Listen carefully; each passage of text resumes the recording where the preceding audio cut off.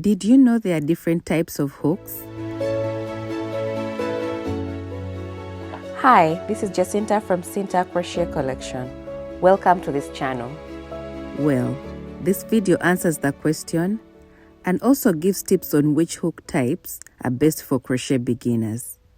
Please don't forget to like, subscribe, and leave a comment for this video. Thank you.